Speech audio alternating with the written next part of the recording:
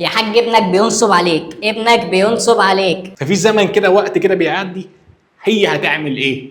هتروح هنا ولا هتروح هنا؟ ده انت بتسمع صوته، انت تلاقيها بتعمل حاجه بتزن كده عن الرسوم. بس بقى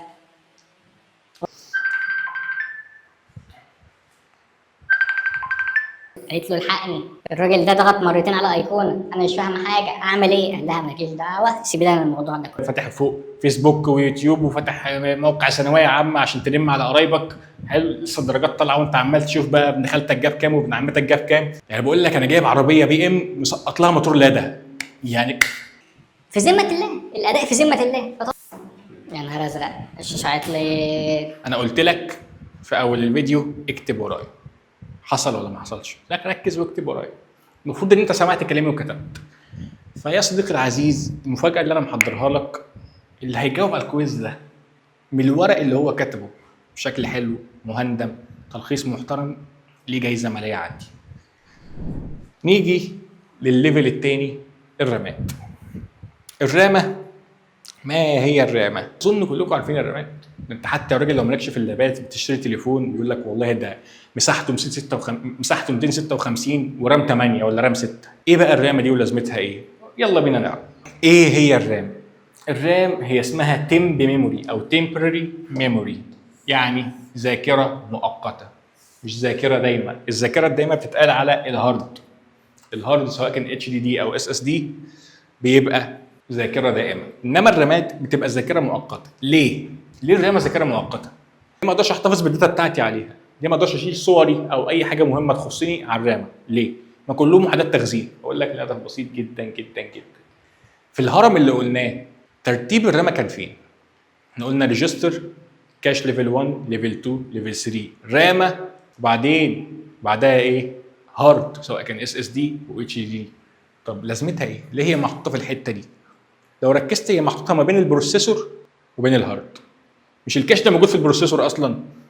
يبقى انا لو شلت الثلاثه ليفل بتوع الكاش دول لو اتشالوا كده، ما دول في الاول وفي الاخر محطوطين جوه البروسيسور يا جنبه، فده ممكن استغنى عنهم بكلمه سي بي يو.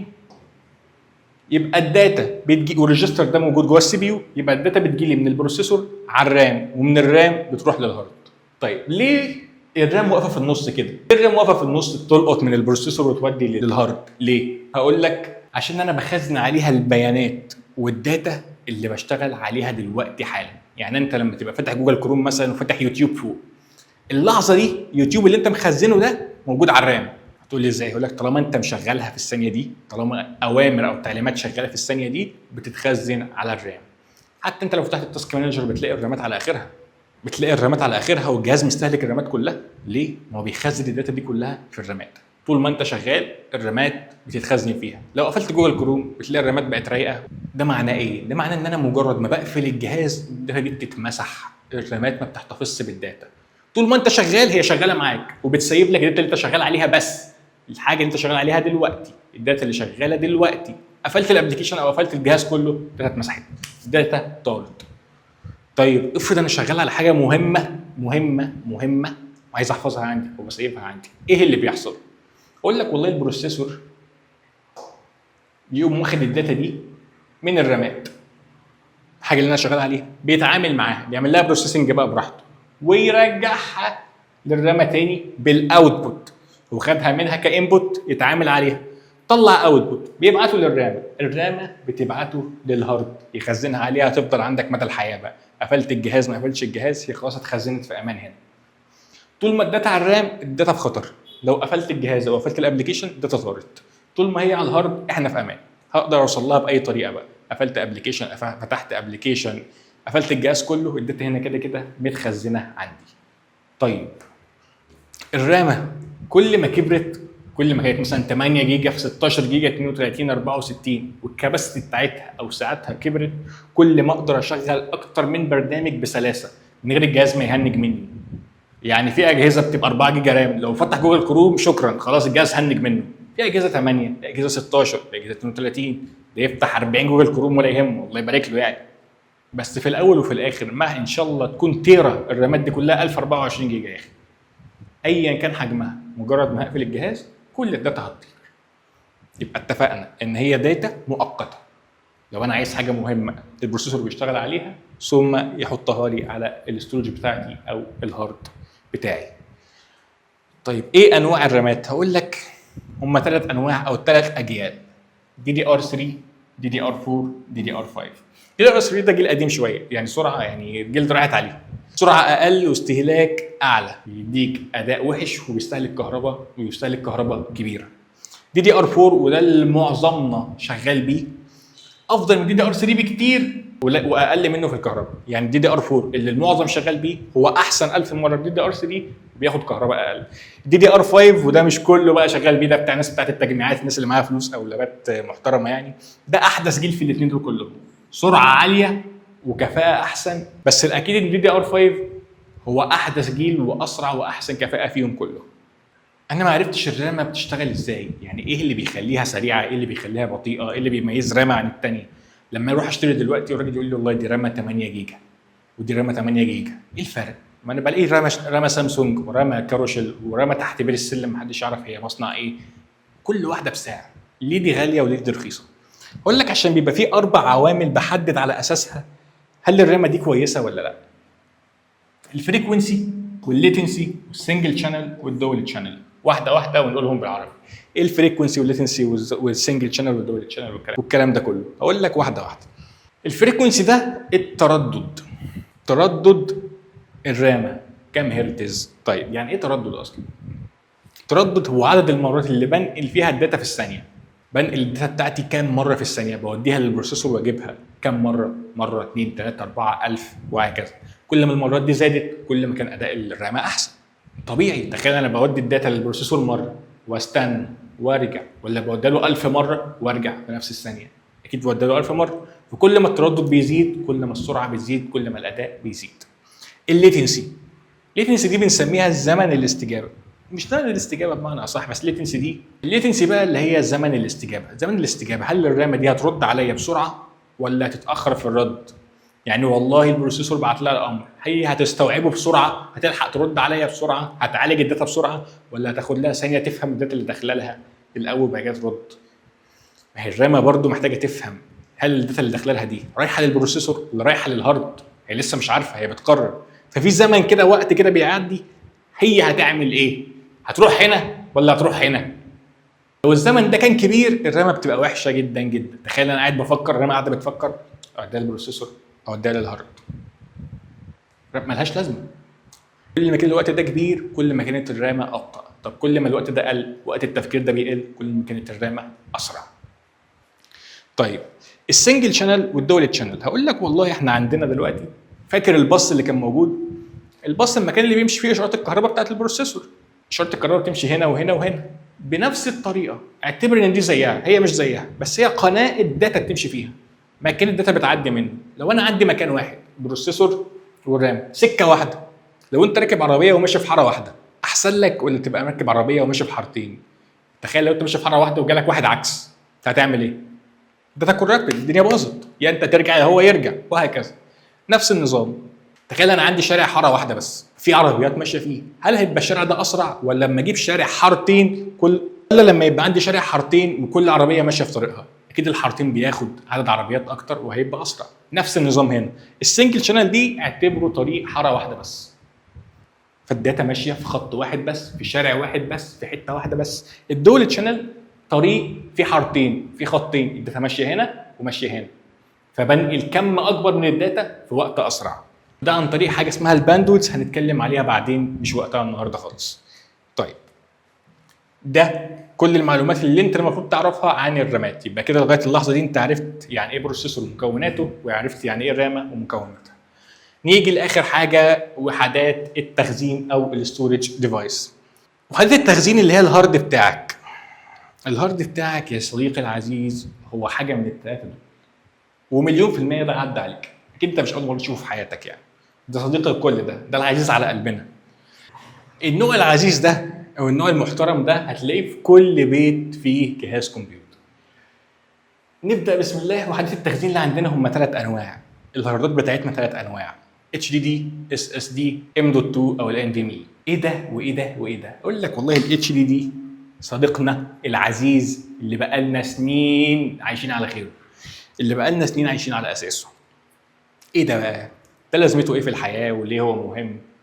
يغدي بص هو ده وايه الاسطوانه اللي بنشوفها فيه ده، وايه عيوبه وايه مميزاته، وليه طلع بعده اجيال؟ ليه كل ده؟ اقول لك والله يا صديقي، الاتش دي ده الاتش دي دي بيعتمد على قرص مغناطيسي مدور زي ده بالظبط.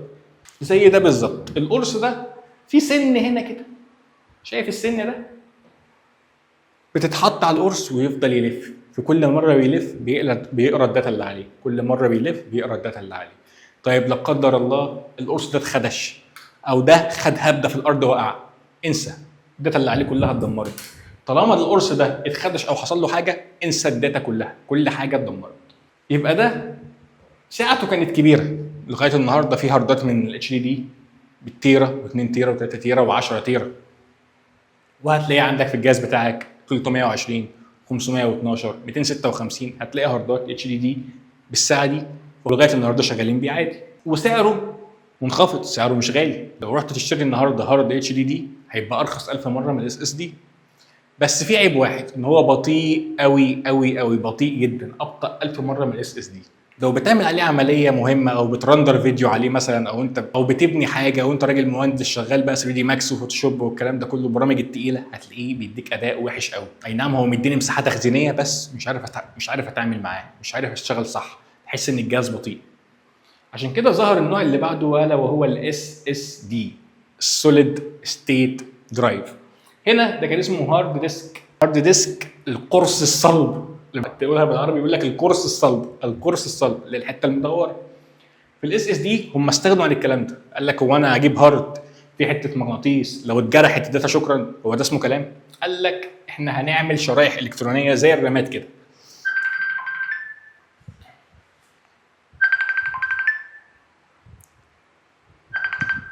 حلو، بيعتمد على شرائح الكترونيه او مايكرو شيبس زي الرامات، مشيها زي الرامات، هي مش هي يعني. سرعته بتبقى عاليه جدا جدا، اعلى من ده 1000 مره، وده غالبا دلوقتي معظمنا بيشتغل بيه. ما بيعملش صوت زي ده انت بتسمع صوته، انت تلاقي عامل حاجه بتزن كده، انت تلاقي يعرف ان هو هارد اتش دي دي، اللي هي الابره اللي بتلف دي، بتلف على الكرسي بتعمل صوت وكلنا بنبقى سامعينه. الاس اس دي ما فيهوش الكلام ده. ما انا جايب حتت شيبات او رقائق زي الرامه، كاني جايب اكتر من رامه ولزقها جنب بعض، ده مثال عامه مش ده الحقيقي، كاني جايب شيبات زي الرامه لازقها جنب بعض، اللي هيخليها تعمل صوت ومفيش حاجه بتلف. عشان كده هو بيبقى صامت اثناء الشغل، مقاوم للصدمات اكتر، لو اتهبد على الارض ما يزعلنيش، مع انه اغلى، حبيته بتزعل ان هو اغلى. بس التاني الاتش دي دي لو اتهبد ممكن القرص ده يتجرح، الداتا ممكن يحصل لها حاجه، انما ده مش فارق معايا. انا لغيت كل العيوب اللي كانت فوق، هو العيب الوحيد بس ان هو غالي، ده عيبه الوحيد. انما انا كان فوق عندي بتاع ده عامل لي صداع من الزن اللي بيعمله القرص ده، لو اتخدش او وقع ممكن يتعطل، ما اقدرش اجيب الداتا بتاعتي، وبطيء. بدلتها في الاس اس دي ان انا جبت شرايح جديده الكترونيه مايكرو شيبس، بنيت عليها الهارد بتاعي، فلا في صوت ولا في قرص بيلف ولا في صداع، ولو اتهبد انا مش خايف على حاجه. عيبه الوحيد ان سعره غالي. هقول لك رغم التطور اللي احنا وصلنا له، وان احنا ربنا كرمنا باس اس دي وسريع وحلو، بس البني ادم ما بيسكتش، لسه عايز اكتر. اقول لك والله الاس اس دي انا حاسه بيهنج معايا كده وانا بلعب، مش حاسه مشغل لعبه تقيله ولا مشغل بريندر فيديوهات وبتاع، حاسس ان الجهاز مهنج، في حاجه احسن لسه. فاخترعنا حاجه اسمها NVMe او الام دوت 2. الام دوت 2 في ناس بتخلط بينه وبين الاس اس دي، بيقول لك انا عايز اس اس دي ام دوت 2، ده حاجه وده حاجه. الام دوت 2 هو اسرع من الاس اس دي، او اسرع نوع من انواع الاس اس دي. ده بيركب في حاجه اسمها بي سي اي او منفذ سريع على الكمبيوتر، منه للكمبيوتر عدل. منفذ البي سي اي ده بيبقى سريع شويه، فمنه للكمبيوتر عدل، بيبقى مناسب للالعاب والبرمجه والمونتاج، واللي كتب البرمجه ده هيتخصم له. يبقى مناسب للالعاب والبرمجه والمونتاج والشغل التقيل عامه، ده بيبقى اسرع واحد فيهم كلهم. يبقى انا عندي الاتش دي دي بطيء، اسرع منه شويه الاس اس دي، اسرع منه شويه الام دوت 2 او الان في ام اي او الان في ام اي. كده يا صديقي انت عرفت كل المعلومات المهمه عن الديفايسات، عرفت المعلومات المهمه عن الستورج ديفايس، عرفت مما يتكون البروسيسور، عرفت يعني ايه رام، عرفت الفرق بين الهاردات وانواعها. دلوقتي بقى يا صديقي اعمل لك ريكاب او مراجعه سريعه على اللي احنا قلناه فوق. احنا دلوقتي عرفنا كل حاجه، عرفنا البروسيسور وعرفنا الرامات وعرفنا الهاردات. عايزين نرتبهم تاني بقى، الهرم اللي انا عمال اقول لك عليه من الصبح. مين اسرع؟ مين ابطا؟ مين بياخد مساحه اعلى؟ مين بياخد مساحه اقل؟ هقول لك فوق المتربع على عرش السرعه هو الريجستر، يليه ال L1 وال L2 وال L3، بعدهم الرامات، بعدهم ال SSD، بعدهم ال HDD. الترتيب ده على اي اساس؟ اقول لك الترتيب ده على حسب السرعه. اسرع حاجه ريجستر، بعدها الكاش، الثلاثه ليفل مع بعض كاش، بعدها الرامه، بعدها الاس اس دي اسرع، بعدها الاتش دي دي. طيب اميز السرعه كمان ازاي؟ السرعه بنميزها بقربه وبعده عن البروسيسور. الريجستر لازق في البروسيسور، هو جوه البروسيسور بالفعل. ال L1 وال L2 وال L3 يا في البروسيسور هو كمان يا جنبه. الرامات بعيده بس بتبقى قريبه شويه، الهاردات بتبقى بعيده خالص. طيب الريجستر بستخدمه في ايه؟ في البيانات الصغيره جدا وسعره بيبقى غالي. الكاش بياناته صغيره بس اكبر من الريجستر وسعره غالي بس الريجستر اغلى منه. ال L1 مساحه اكبر من الكاش الاولاني، ال L2 قصدي مساحه اكبر من الكاش الاولاني وسعرها اقل. ال L3 مساحه اكبر من الكاش بتاع L2 وسعر اقل. الرامات مساحه اكبر منهم كلهم وسعر اقل بس بيانات مؤقته، تمبي ميموري، لو قفلت الجهاز او قفلت الابلكيشن الداتا طارت. الاس اس دي سعره عالي بس بيحتفظ بالداتا على طول مش زي الرامات بيمسح. الاتش دي دي ابطا واحد فيهم وارخص واحد فيهم وسعته اكبر. جميل جميل كده، انت عملت مراجعه سريعه على كل حاجه من اول البروسيسور لغايه الهارد. في حاجه بقى واحده ناقصه في مكونات الكمبيوتر بتاعنا. احنا جبنا الرامات وجبنا البروسيسور وجبنا الهاردات. طب انت اللي بتلعب ببجي ورايح تجيب تجميع وبتلعب فالورنت وحاجات الالعاب الثقيله دي، ايه اللي بيخلي التجميع سعرها في العالي وسعرها نار بتوصل 60000 و70000؟ سامعك، ايه اللي بيخليها عاليه؟ كارت الشاشه. كارت الشاشه اللي انت عايز تجيبه ومفهم ابوك انك عايز لاب في RTX 4090 ب 50000 وتقول له حاج عايز اتعلم برمجه. عايز اتعلم برمجه يا بابا، هات لي لابتوب فيه RTX 4090. عايز تجيب لاب ب 60000 عشان تتعلم برمجه؟ ده انت فاجر. كارت الشاشه. ما هو كارت الشاشه؟ ما هو الجي بي يو؟ والله البروسيسور الجي بي يو او كارت الشاشه هو المسؤول عن الرسوم. بس بقى هو المسؤول عن الصور والفيديوهات والرسومات، عرض الحاجات اللي انا بشوفها دي هو المسؤول عن تشغيلها. هتقول لي مسؤول عن تشغيلها ازاي؟ يقول لك انت مش بتيجي تلعب ببجي تلعبها على كام فريم؟ 60 30 ولا 60 ولا 90؟ بتختار هي اتش دي ولا الترا ولا 4K وهكذا. ومين اللي بيتحكم في الكلام ده؟ مين اللي بيديك دقه اعلى ورؤيه اعلى والوان متشبعه اكتر؟ كارت الشاشه. لو كارت الشاشه قوي هتلعب ببجي 90 فريم والترا اتش دي. طب لو كارت الشاشه ضعيف اخرك 30 فريم ومشي الدنيا، ده اخرك. فالبروسيسور او الجي بي يو هو المسؤول عن عرض الصور والفيديوهات بجوده عاليه، هو اللي بيخلي جودتها يا عاليه يا قليله. طيب ايه الفرق ما بينه وبين البروسيسور بتاعنا؟ والله البروسيسور بتاعنا بينفذ المهمات اللي انا بقول له عليها، المهمات اللي انا بقول له افتح لي برنامج كذا فبيفتحها.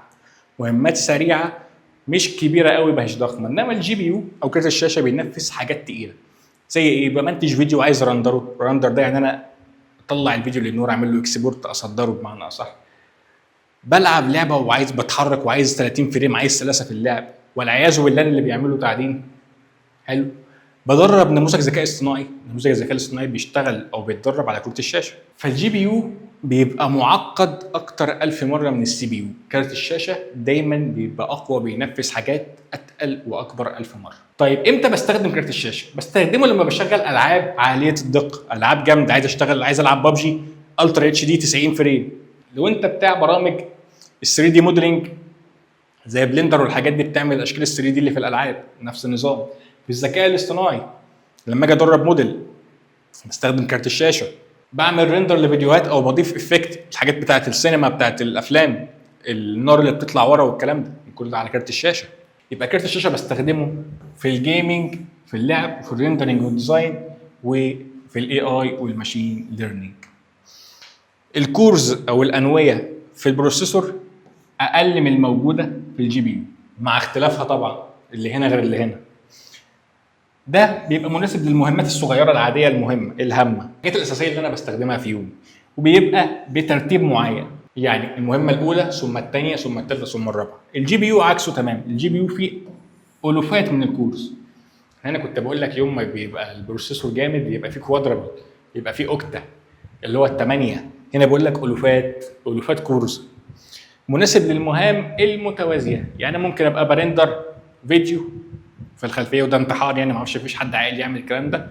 برندر فيديو من على بريمير مثلا وبلعب ببجي في نفس الوقت، فيعني الجي بي يو شغال هنا وهنا، بيشتغل على مهمات متوازيه، مش بيمسك واحده لواحده زي البروسيسور اخلص دي واخش على دي، لا شغال هنا شغال هنا في نفس الوقت. طيب ايه الفرق ما بين كارت الشاشه المدمج اللي بيجي في البورده نفسها اللي هو الانتل مثلا، وكارت الشاشه النفيديا الوحش العملاق اللي بيجي لنا اللي انت بتشتريه من بره وبتدفع فيه دم قلبك ده، اللي بيوصل له 30 40 الف في كارت الشاشه لوحده؟ اقول لك والله اللي انا بشتريه من بره النفيديا الغالي الار تي اكس ده بيبقى رامات مخصصه وسريعه لحفظ الداتا دي، هو جاي للشغلانه دي بالظبط. بيشغل العاب عاليه وسهله بسلاسه، يشغلها في اساس اللعبه ما بتقطعش مني ولا بتلاج. اداؤه سريع جدا في الريندر وفي التصميمات الثلاثيه الابعاد اللي هي 3 دي موديلنج. اداء قوي في تدريب النماذج، غالي حبتين 3 4، وطبعا كهرباء اعلى استهلاك كهرباء. طيب اللي موجود العادي الشيرد ميموري اللي هو الانت اللي بيشغل لك الشاشه اصلا. ما انت لو ما فيش كارت شاشه مش هتعرف تشوف حاجه. يعني انت اي جهاز في الدنيا فيه كارت شاشه اللي هو الانتل الصغير اللي موجود في البورده. والله ده بياخد من الرامات بتاعتنا، الرامه اللي احنا فوق 8 جيجا، بيشغل العاب على الله، يعني بيشغل العاب صغيره كده، العاب خفيفه وبكواليتي صغيره، يعني ما بيوصلش الاتش دي والكلام ده، ما بيوصلش الاتش دي والكلام ده. بطيء جدا جدا في الريندر او في ال 3 دي موديلنج، بطيء في الاي اي تريننج موديل في تدريب الذكاء الاصطناعي، بطيء، وكمان احيانا ممكن ما يقدرش اصلا يدربه، مش ان هو بطيء بس بيعجز ان هو يشتغل على الموضوع ده.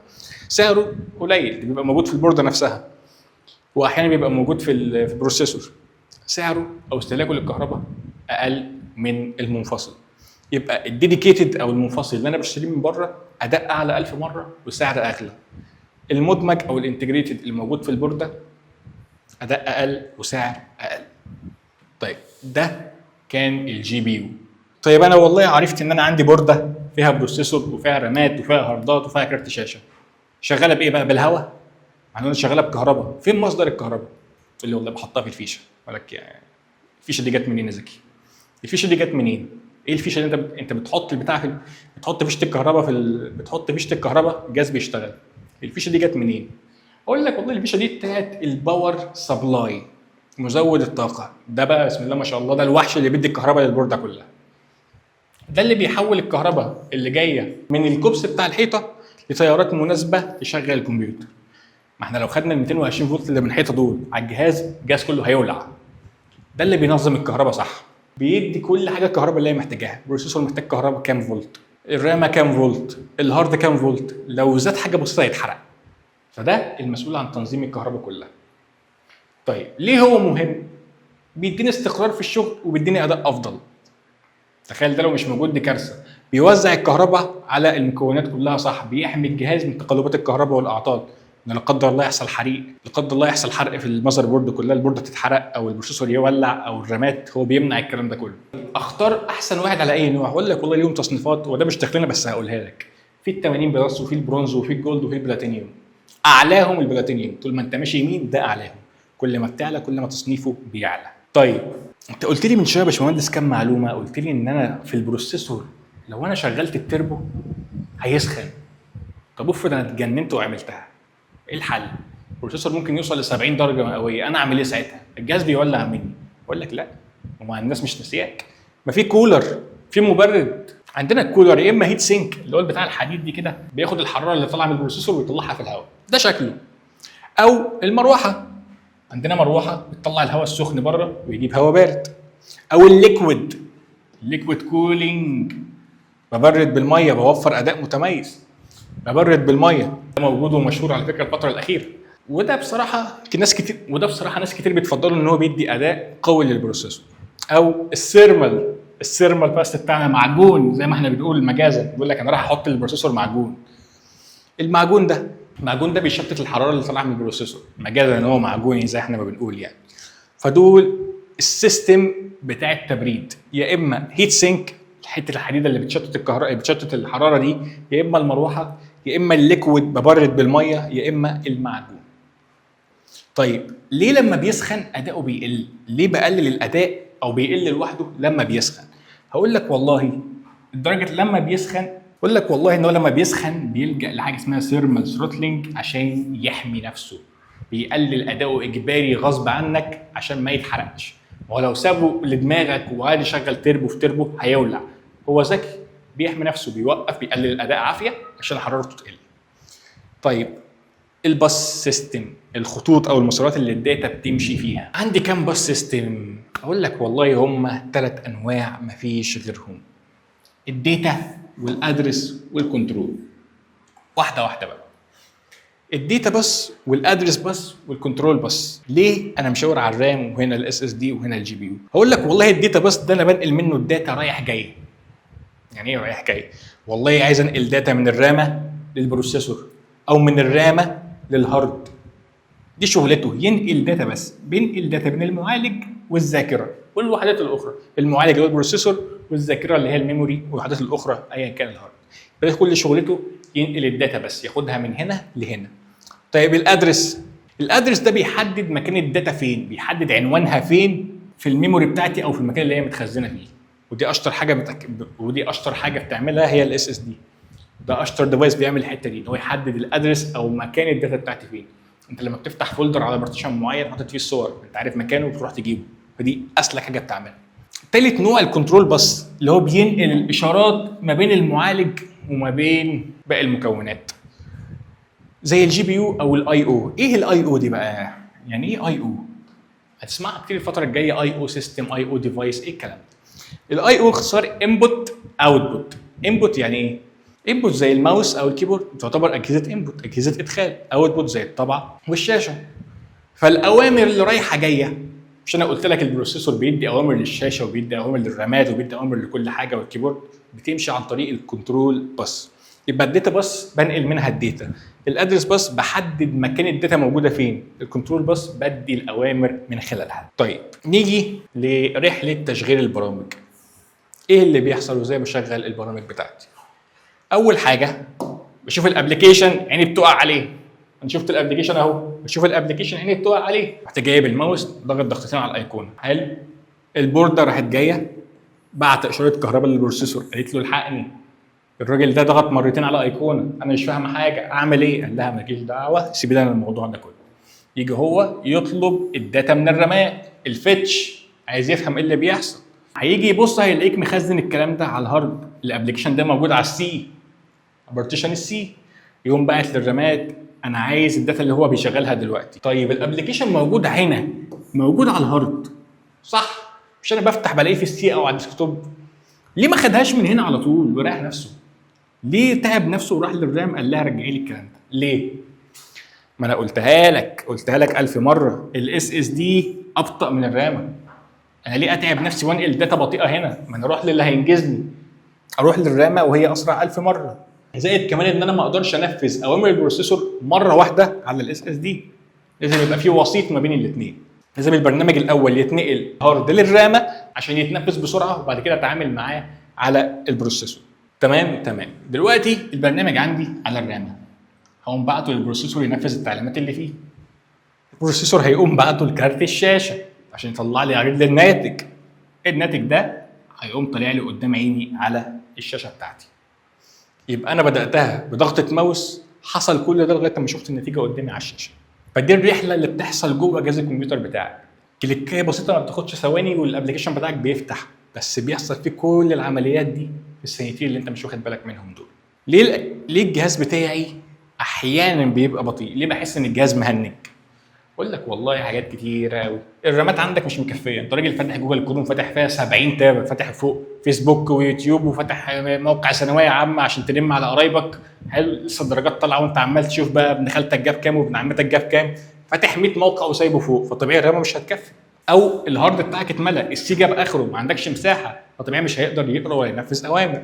البروسيسور عندك ضعيف او قديم، كورت ديو او الحاجات القديمه، فطبيعي مش هيديك اداء عالي. سخن، الجهاز سخن، الكولر عندك فيه مشكله مش عارف تبرد صح، طبيعي هيقلل اداؤه عشان ما يولعش. لا قدر الله عندك فيروس او او تروجن على الجهاز بتاعك لو في مشكله، فبيستهلك كهرباء وبيستهلك من الموارد بتاعتك من غير انت ما تحس. عندنا باك جراوند ابس، الحاجات اللي بتشتغل في الخلفيه، تلاقي حاجات زي جوجل درايف زي وان درايف، الكلام ده بيشتغل في الخلفيه من غير انت ما تحس. ده بيستهلك برضه من موارد الجهاز، بياخد من البروسيسور وبياخد من الرامات وبياخد من الكلام ده كله. البوتل نيك، ايه البوتل نيك او عنق الزجاجه زي ما بنقول؟ البوتل نيك بيحصل لما تبقى القطع مش متوافقه مع بعضها. يعني لما اجي اقول لك انا عندي رامه 2 جيجا مع بروسيسور 5 جيجا هرتز، انت فاهم؟ عارف يعني انت فاهم انت عامل ايه؟ رامه 2 جيجا مع بروسيسور 5 جيجا هرتز، يعني بقول لك انا جايب عربيه بي ام مسقط لها موتور لادا، يعني في ذمه الله الاداء في ذمه الله. فطبيعي عندي مثلا هنا بروسيسور قوي، ايه يا عم في ايه؟ عندي هنا بروسيسور قوي وعندي رامات ضعيفه، ما استفدتش اي حاجه بالبروسيسور القوي بتاعي ده، بالعكس الجهاز هيهنج. ان البروسيسور عمال يبعت الداتا للرام، الرامه مش لاحقه عليه، مش عارفه تشتغل معاه، مش عارفه تاخد منه الداتا وتبعتها، فالاداء هيبقى ضعيف جدا جدا. طيب لو انا عندي كارت شاشه عالي ار تي اكس 4090 مثلا وبروسيسور اي 3 جيل رابع، ولا ليه اي لازمه. مش كده، لازم الاجهزه او القطع تكون متوافقه مع بعضها، انا عارف انا بجيب ايه ومعاه ايه، مش بشتري اي حاجه وخلاص هباء كده. فلازم وانت بتشتري جهاز الكمبيوتر بتاعك المفروض انت دلوقتي فاهم كل حاجه فيه. لما تيجي تشتري جهاز انت عارف هتشتري البروسيسور كور اي 5 ولا اي 7 ولا اي 3، تشتري الرامات كام جيجا ودي دي ار كام، الهارد هتشتريه اتش دي دي ولا اس اس دي ولا ام دوت 2، هتجيب كارت شاشه ولا لا. واوعى اوعى اوعى تضحك على نفسك وتقول لي انا عايز كارت شاشه عشان البرمجه، ما تشتغلناش. انت عايز تلعب ببجي، وتجيبها يا حاج ابنك بيشتغلك، ابنك بيشتغلك يا حاج ابنك بينصب عليك. مفيش كارت شاشه، احنا مش محتاجين كارت شاشه في اللابتوب، احنا مش محتاجين لابتوب اصلا يا حاج، بس يلا بقى احنا محتاجين تابلت المدرسه او التليفون. ابنك بينصب عليك، يلا عشان تعرف تنصب على ابوك تاني كويس. يا نهار ازرق الشاشه عطلت. طيب يا عزيزي دلوقتي احنا عرفنا الكمبيوتر بتاعنا بيتكون من ايه وشرحنا كل حاجه بالتفصيل فيه وبدأناها من اول يعني ايه كمبيوتر لغايه ما فنطنا كل حاجه جواه. اقدر اقول لك ان دلوقتي شابتر 1 خلص، الفصل الاول خلص زي ما اتفقت معاك، يا هنزلها لك حلقات يا هتلاقي الكورس كله كامل ومتقسمه في اليوتيوب. بس قبل الشابتر ما يخلص مش هيعدي كده بسهوله، لازم اسيب لك الكويز اللذيذ ده. انا قلت لك في اول الفيديو اكتب ورايا، حصل ولا ما حصلش؟ لا ركز واكتب ورايا، المفروض ان انت سمعت كلامي وكتبت. فيا صديقي العزيز المفاجاه اللي انا محضرها لك، اللي هيجاوب على الكويز ده من الورق اللي هو كتبه بشكل حلو مهندم تلخيص محترم ليه جايزه ماليه عندي.